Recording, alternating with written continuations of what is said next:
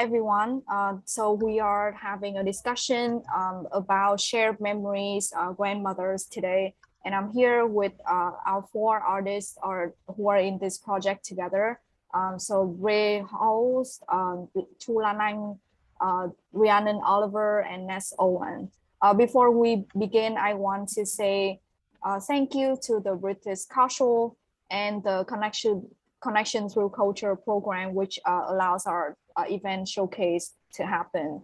This conversation is part of the Seoul online poetry showcase, which is the result of a virtual residency and workshop program that brought together 10 female/non-binary poets and artists from Vietnam and Welsh over a period of 3 months. It was initiated by Aja Press and Literature Across Frontiers and supported by the British Council. My name is Uyen. I'm one of the artists of the project, and I'm moderating for this event. Can you start introducing yourself? Rhiannon, you can start, and then everyone can follow. Hi everybody, I'm Rhiannon Oliver. I am one of the Welsh artists within the group. I'm an actress and more recently a poet. Ray, you can go. Hi, I'm Ray Howells. I'm a journalist and a lavender farmer and a poet as well. And I'm also one of the Welsh poets, bilingual poets involved in the project. Lan Anh. Hi everyone, I'm Lan Anh and I'm from Vietnam. I'm a student. And Rhiannon. We're looking for Ness next. Oh, sorry, Ness. That's okay. Hi, I'm Ness Owen and I'm a poet and a further education lecturer, and I do a little bit of editing, and I'm one of the poets as well from Wales. Thank you. So we should probably begin. My first question is, how did you begin this project together, and how did the members find each other? So whoever wants to start can start.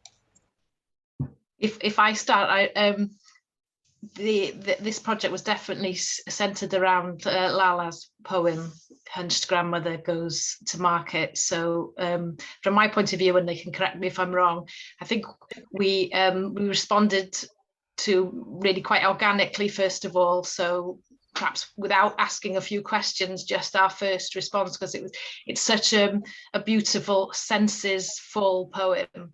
And of course, well, most people have a grandparent in common, so it appealed to, I think, a lot of people in the group anyway. But the first response, as I said, was without asking questions in a way. We then kind of all realized that there was a few people that were responding to this poem, and we kind of just emailed together and said, would we like to work together as a little group? So then we actually got together, we did a few Zoom meetings and really got into the poem. So one of the first things I had misunderstood, that it was actually about a folk song, a Vietnamese folk song, which was again led to us really finding things about our different cultures and really stepping into the different poems, even from the point of view from Wales, because I come from North Wales and Ray and Rhiannon from South Wales, even though I do have South Wales connections. So there was a cultural difference there as well, everything from just what we call our grandmothers to the traditional stew, which is called different things in different parts of Wales, but a real journey poem. Lan Anh, can you share about your working process in this project with 3 Welsh poets? Oh yeah, Firstly, I was surprised because people responded to my poem, because I thought that it was more accessible in Vietnamese culture and context. And I incorporated a lot of folk songs, and the atmosphere of the poem, I guess, had a sense of locality. So it was very surprising. And thanks to this collaboration, I also learned more about West life and culture. For example, as Ness shared, that I know that they have many ways to call grandmother. And I also remember when Rhea shared that her grandmother is not hunched. Her back is so stiff. So Rhea want to choose an image to resemble that figure. And she chose the lattice plant to show that very stiff shape of her grandmother. Or I remember when in the Ines poem, The Smell of Salt of the Sea and the cold cream. At first, I didn't know what is a cold cream, and then Nesh told me that it's so popular in Wales, right? And her grandmother uses very regularly. Or in Rhiannon poem, I remembered that she writes a line that she rains regret into bread. And to me, it is such an impressively touching image. Yeah. And during the process, we also sent to each other many videos about the lullabies in Vietnam and in Wales, as well as the image of market in 2 different countries. Rhiannon, can you share more about your experience in the group and what was difficult or interesting about working by yourself as well as working with the group? I think I was a little bit of an outlier within the group in that I translated a small part of Lallande's poem and then realized we were all doing the same work, so we came together. But when I first translated, I wasn't particularly thinking of my own grandmother. I hadn't taken it to a particularly personal place. But then when I was invited in, I kind of had to think about whether or not I could make that work. But for me, my grandmother died when I was only 1. So my experience is very different from the other members of the group. My experience of my grandmother is through things I've been told and through photographs and through how my grandfather responded to me when I was older, because I reminded him so much of her. So it was quite hard to write because my memories are largely from photos, and it is quite a sad place to be in.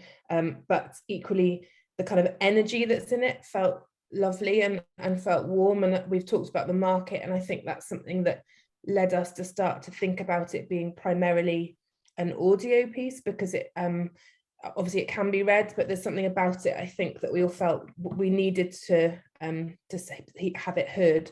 Because there's lots of echoes in it, there's lots of responses to each other, and there's repetition in pattern and in the use of some of the words.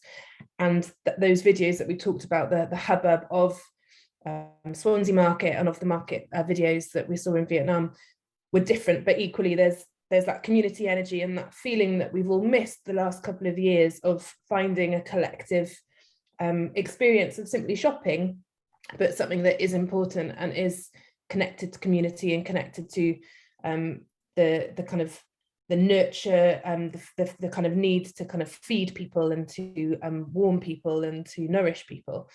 So that kind of led us to start to think about how we could piece our separate poems together. So I wrote almost to commission, as it were, in that I'd only written a little bit, and then wrote on echoing the structure of Lala's poem, so that I think most of us used her structure, but then applied our individual take on the grandmother figure that we were exploring.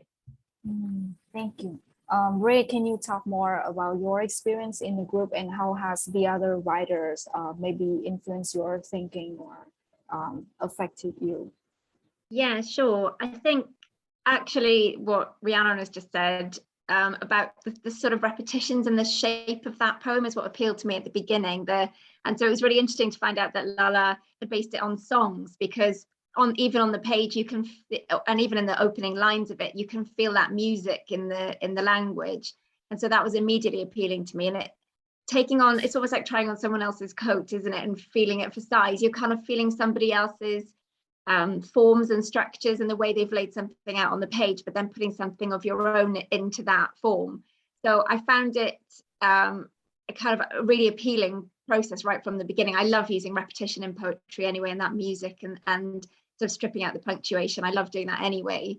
But then also I read Ness's response to Lala quite early on, and her Welsh grandmother really just reminded me of my Welsh grandmother. And so I thought I'd really like to try and make this my own and try and put my own grandmother into this form. So that's what I ended up doing, but I ended up doing it more than once because I have two grandmothers, as we all do. One is an English speaker, one was a Welsh speaker. They're both no longer with us, sadly. But I thought, if I can write an English poem about my English grandmother, why can't I write a Welsh language poem first about my Welsh grandmother? I've never done that before. I've never written a Welsh poem before, just starting from Welsh. So that was a really lovely experience. And then again, working reiteratively and working with those poems and then reworking them and trying them out again and again, we came to work together. And then it was again that sort of process of interweaving the words that we'd all produced and seeing how they could work together. And again, that song-like feeling that's already there in Lala's poem, it somehow worked even across the three languages, that we could have that almost call and response feeling about the poem. It almost feels like a play to me when we read it out. I love reading it out. There's a real energy to it. Rhiannon's right about that. Yeah, I don't know if Lala told you, but I was actually the translator for Lala's poem into English. And when we were talking in one of our past conversations, we discussed how to translate the title and how it cannot really be translated. And she mentioned using a lot of folk reference. It's because in Vietnamese, because we the way that we talk to each other is based on age. And so when you call someone ba, it could be my grandmother, but it could also be another person's grandmother. But I would call them ba because of the age difference. But then because when we translate it, we have to use that word grandmother in the title and also in the poem. So I think when you read it, that's why you think of your grandmother, because we use that word. And so I think that's a very interesting cultural difference. And it changes the way that you think about grandmother. In general, yeah. like that we all had that. Sorry, we all had that feeling that we brought into the poem. But I think actually the grandmother became this sort of universal grandmother figure at the end, and it could be anybody's grandmother. And she sort of is this just maternal figure. And I think food is really crucial to that. I don't know about the others, and I'm sure we'll get onto that, but the food that's mentioned in Lala's poem was so intrinsic to, your kind of your childhood, your memories of your childhood food, and your grandmother is so tied up in that and passes down those recipes, and just like they pass down language and traditions and family history and all of that stuff. So it's such a universal topic, but so kind of redolent and of your childhood and all of those personal memories that you bring. So I think that's why it works for so many people. Ness, can you talk more about what does writing about your grandmothers mean for you, or what is her role in your life? I chose to write about one of my grandmothers, though even both of my grandmothers were quite an influence on me, and I've been very lucky that both of them have passed now as well, but they both reached late 80s and 90s, so I had them for a long time in my life. And one of my grandmothers actually lived with us, so she brought us up as well. So I have in the past written a lot about her, particularly because she was the grandmother that spoke Welsh as well. So there was the language link, and the fact that she lived with me.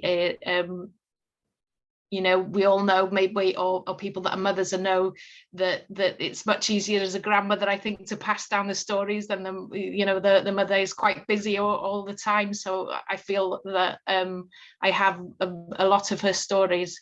But the other thing I've noticed, obviously, as I've got older as well, is how much more privileged I am than she was, how much more freedom I have, even though there's a long way still to go for us.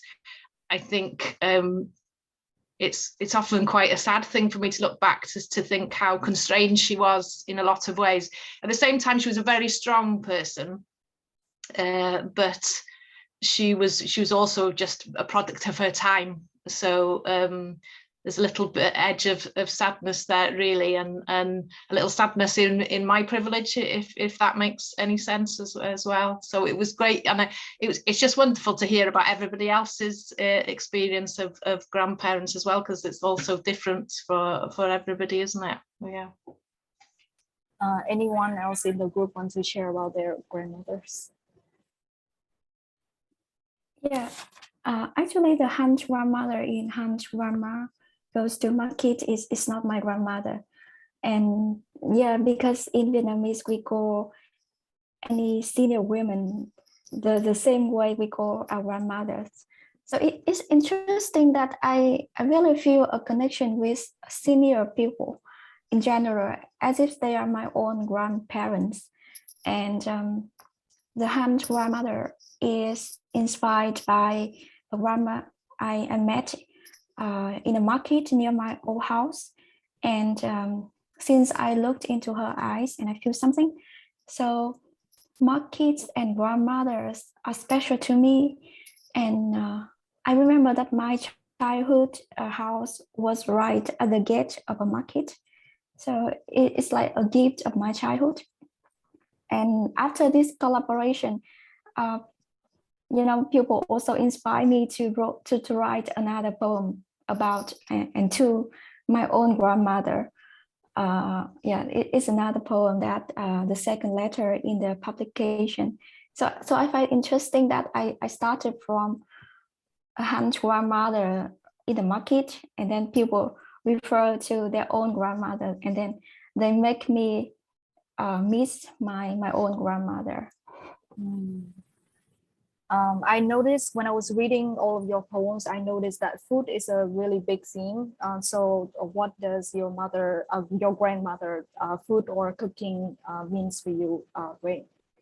Can you share anything?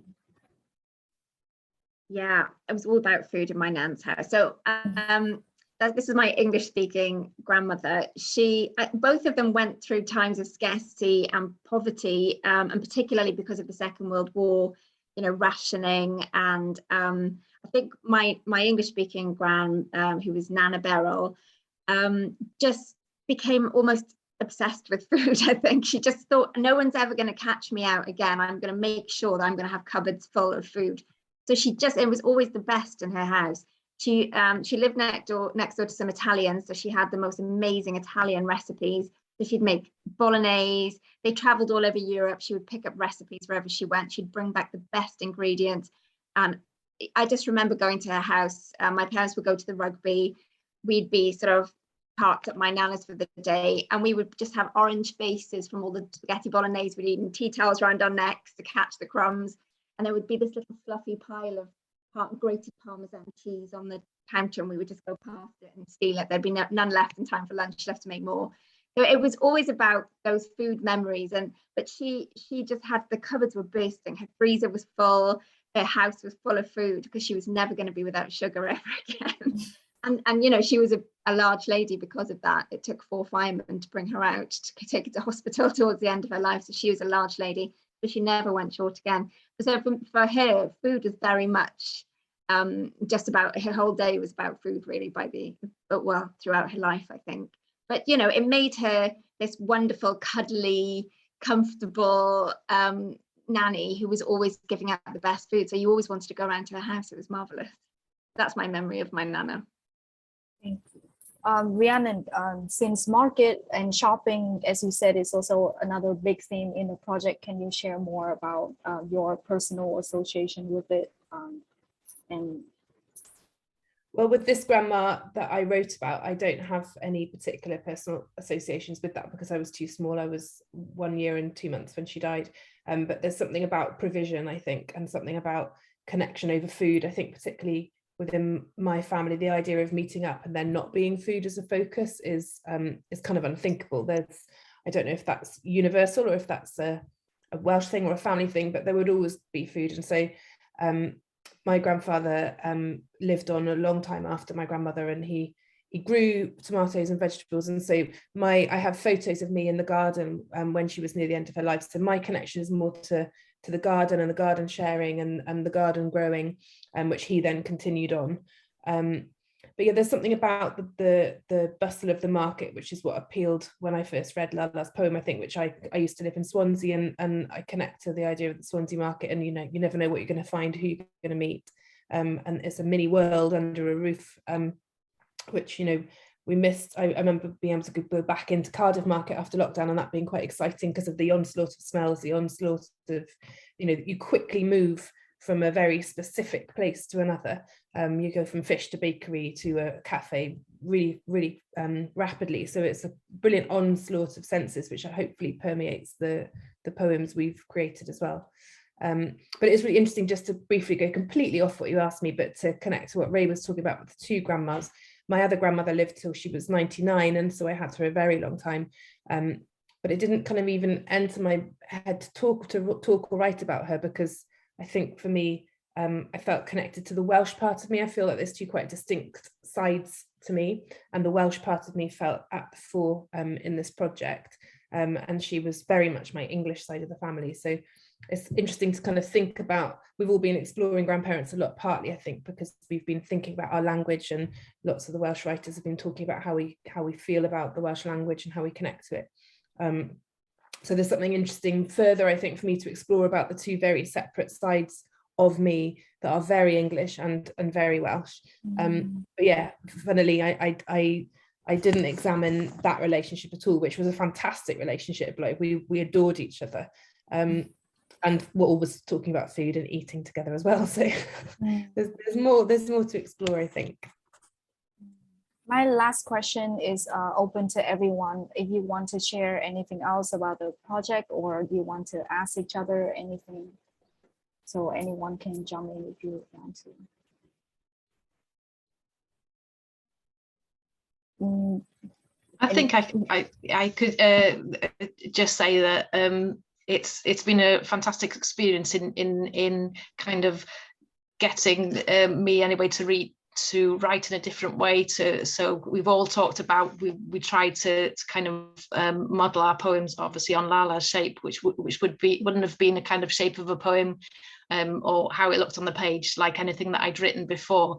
So it really made me writing it in a completely different, it was a completely different approach than I normally take to write a poem. So that process was fantastic, and it was really kind of, out of what I would normally do. So it was a great experience. So and just, it's been so nice to work with everybody actually for the whole project, but it's been lovely to work with this group as well. It's I felt that we just all were able to gel and get on with things straight away. So yeah, thanks to everybody too.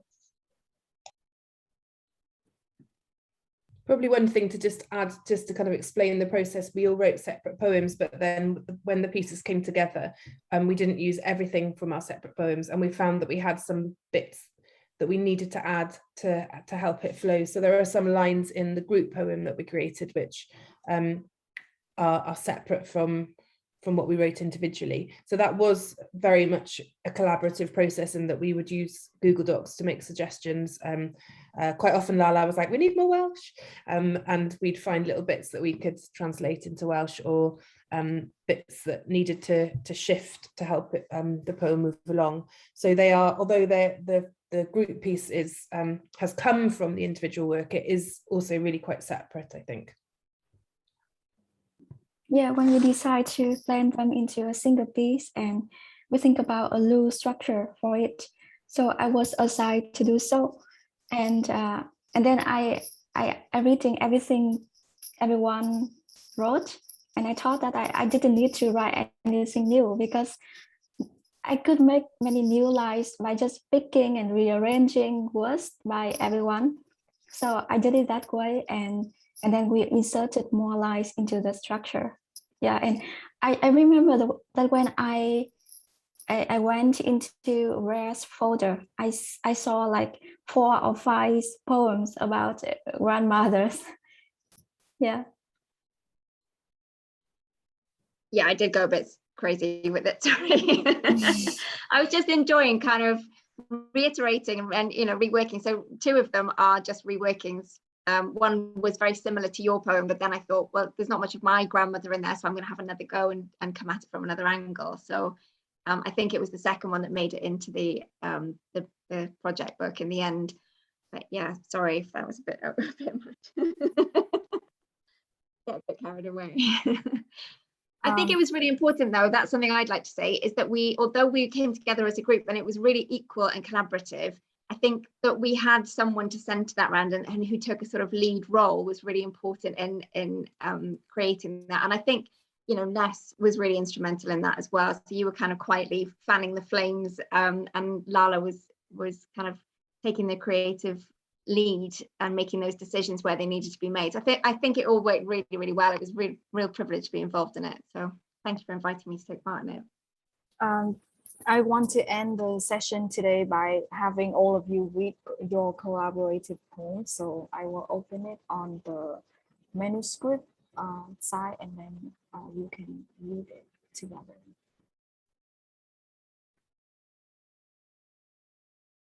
Okay, you can see it, right?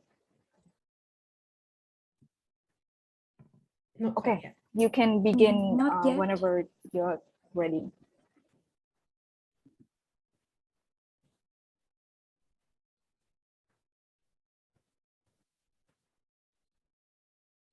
Uyên, can you, when we read and then you will scroll down, right? Yes. Let's just flag, Ness, that our colours are different. I'm a different colour. I need to adapt to my new color. Maybe you don't have to read exactly just your part, but maybe you can jump in and jump out whenever you want to. Okay. I think. I think I can start. Bà.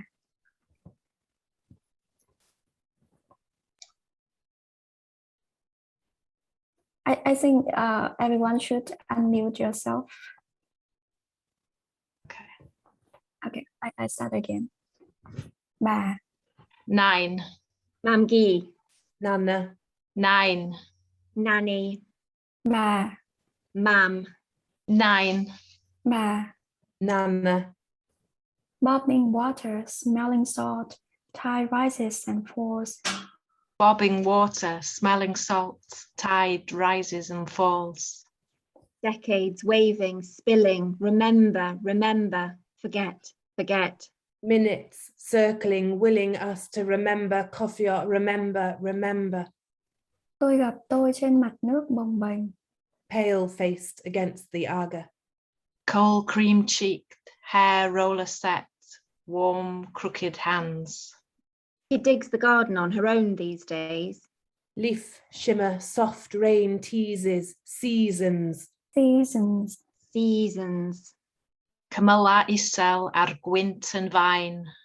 She goes to market, town, table. Bà Còng đi chợ trời mưa, cái tôm cái tép đi đưa. Sugar, shrimps, seeds, soil. Salt, leeks, lamb, leaves, land. She waits for the field to tip out. Chìm tụ đáy mắt bỏ hoang. Careful, if you put your feet on the leaf shimmer, the land might run away with you. Sinking, condensing at the eye's bottom. She needs to forget. She rains regrets into bread. Mae'n aros i'r ddau fored gwrdd. Tea, whiskey, onion, juice. Fingers, roots, water, black tea, sip from the saucer. Cowl, steeped in striations, 70 seasons. 88 spring tides. 60 winters. 70 mùa lá rụng. 70 tymor. 88 llanw mawr. 60 gaeaf. 70 mùa lá rụng. Water drops flying back to the sky. Những giọt nước bay về trời. I anghofio. Degawdau o chwifio, arllwys, nofio, cofio, anghofio, anghofio, anghofio. Bà Còng loanh quanh khu chợ, loanh quanh. Cofio tlodi, yn gallu ymestyn pob ceiniog fel hyd. Gwybod pris cacennau bob siop, pin oedd chapach. Greenhouse growing for neighbours. Front wall crates, doorstep exchanges. Chợ ướt. There are some things we don't need to know. Vẫn nhỏ xuống tôi. Stretch pennies like magic. Know the cheapest shop for cake. Trenches a children's folk song. Chân chập lưng còng. Coesa araf, penglin stiff. Legs prim, back stiff. Hands slow, heart scrunched. Market wet-eyed. Market wet-eyed. Market, market. Market wet-eyed. Ngâm câu đồng dao. She could grow better leeks than these. She needs. She leans. She reigns. She goes to market. Mae hi'n gweld y dylluan wen. She called me sugar. She digs the garden. Fydd hi ddim yn gwisgo bra. A mouthful of beef. She digs the garden on her own. She sips from the saucer. She keeps straight. She boils up the marrow for cowl. She chops. She cuts. She picks. She plucks. She pulls. She pushes. She reigns, regrets. She mourns. She rests. She shivers. Mae'n pobi. Mae'n chwerthin. Mae'n canu. Những con sứa phù du khiêu vũ. Fleeting swaying. Xanh đỏ trắng vàng. Xanh đỏ trắng. Xanh đỏ xanh. Glass, glass, glass. Glaswerth, glaswellt, glesni. Đuổi bắt, đuổi bắt, đuổi bắt. Bechod, cwylydd, mynadd. Bechod, cwylydd, mynadd. Bechod, cwylydd, mynadd. How is school? What have you been learning? Why are you so slow? It count if I never said her name. Whispers every floating letter. Town quietens. Market sings itself to sleep. Chợ vắng, chợ trưa. Shops shut, chapels closed, factory finished. Chợ thiêu, chợ thừa. Market's tide rises and falls. Dianglo, mwydro, helclex, rwdlan, mali awyr. Market sulks. Market kutches. Market dreams. Chợ quấy, chợ lật. Hush, hush, hush. Town listens, town blames, town doesn't like what she sees. Chợ tội. Dyfal donk a dir y garreg. Town is afraid, town is angry, town loses her tongue. Town gives up. Chợ tàn. Eventually the stone will break. Bwrw glaw, bwrw glaw, bwrw glaw. Chân, chợ, lưng, còng. Coesa araf, penglin stiff. Legs prim, back stiff. Hands slow, heart scrunched. Bà, 9, Mamgi, Nana. 9, nanny, bà, mam. 9. bà. Nana.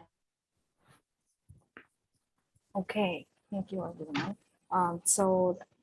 Before we end, I want to say thank you to the British Council and the Connection to Culture program again for sponsoring for our showcase.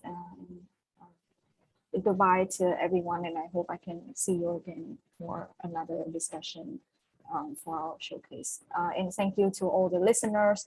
And hopefully you will be reading our manuscript, which is online on the Notion website.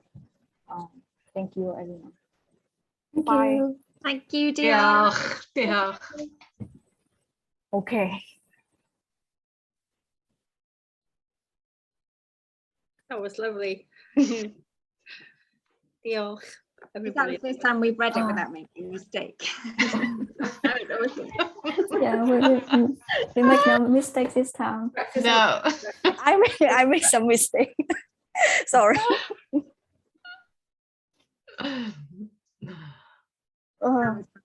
Kim, you can edit all of my mistakes. Okay. Okay. We are done for today, right? Okay. Yeah, if there's anything anybody wants to ask while we're still around. So we meet on Friday. Are we going to read something, or are we? Is there- Yes, we Alexandra and Natrian and I had discussed an idea. What was Natrian's idea of the format? That we go round everybody does a reading and introduces the next person. Okay. We haven't done an order yet. So you can choose what piece you want to read, but we'll suggest an order, so you'll have to read up about people's bio or reflections or how you feel to introduce And then them. you want us to do an introduction saying something about the piece that they're... Just the person, I think, yeah. Just Okay. the person, to introduce the next person. So we start with somebody and then they read, well, one of us probably will introduce the first person and then it's like a relay. Okay. You introduce the next person. So yeah, maybe My only concern is pronunciation of names and making sure we definitely get that right, both Welsh and Vietnamese, because we haven't always... No. I've certainly not always been called Rhiannon, and I certainly haven't always got everybody's name right. I definitely don't want to get anybody's name wrong. So we may have to do a little practice before. Yeah, that's a good or idea. people to Anyway, send a little recording of how they want their name to be or something. if we aim to get the I guess we can see it on the videos, can't we? Once we know who we are, we can watch the daily duo and hear how people... not everybody's introduced themselves. Okay. Some are just readings. So yeah. Anyway, that's just my fear now for the whole week will be that I'll say somebody's name incorrectly. I think maybe what we'll do, because it's scheduled for 12:30. Is it? I thought it was 1:30. No, that was last week. I don't think I've... Okay. It was I've got 1:30 as well in my diary. 1:30 as well. I'll double check, but there was something because Sarah has to be somewhere, so the start. Okay, I'll have to also communicate. I've also got something else on that day, so I will have to communicate that to somebody. Of course, that runs till 1. I can't come. I could come up at maybe 1:10 that's the earliest I can get there. Yeah, okay. And that was already in the doodle. Whatever I've done, sorry, it's not in front of me at the moment. Yeah, don't worry. Takes into account everybody's availability during like an hour and a half of or 2 hours around that lunchtime, knowing that some people might have to join later or leave earlier. Yeah, it made sense when I did it, but I'll double check that with them. You've got your hands full, Nikki. You've got your hands full. You're doing amazingly. Okay, but you'll let us know in advance of Friday who we're introducing, and who's introducing who, and likewise, if I'll do a Google Doc, I think it'll be easy. Okay. If everybody can say what they're going to read, that'll help as well. Okay. And yeah, that it's just that really. Okay, so just one poem we're reading, aren't we? Just choose one. Yeah. Just choose one poem. Yeah, we won't do any collaborative poems or anything. I think it's easier just to do. And is that something that people is that a recording, or are we inviting people to join? This will be live. This is the only live one on Friday. Okay. So people will be registering, and some already have registered. Yeah. Join, and we'll send them the link. So we're not sharing the link publicly, the Zoom link. So you can't, people can't just join without having registered. So we kind of know who's coming. Yeah.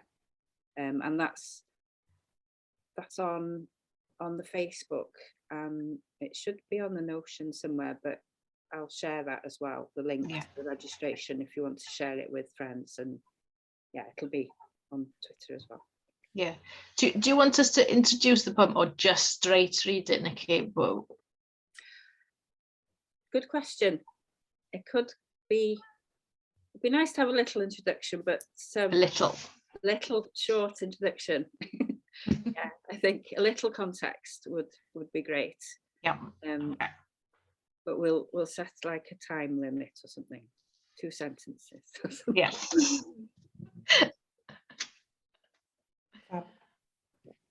Thank you. Yeah. So we'll look for more news before Friday. More news before Friday. Yeah. Okay. Diolch pawb. Thank you. Thank you, Diolch. everyone. Thank you. Ta, hwyl. Yes, as well.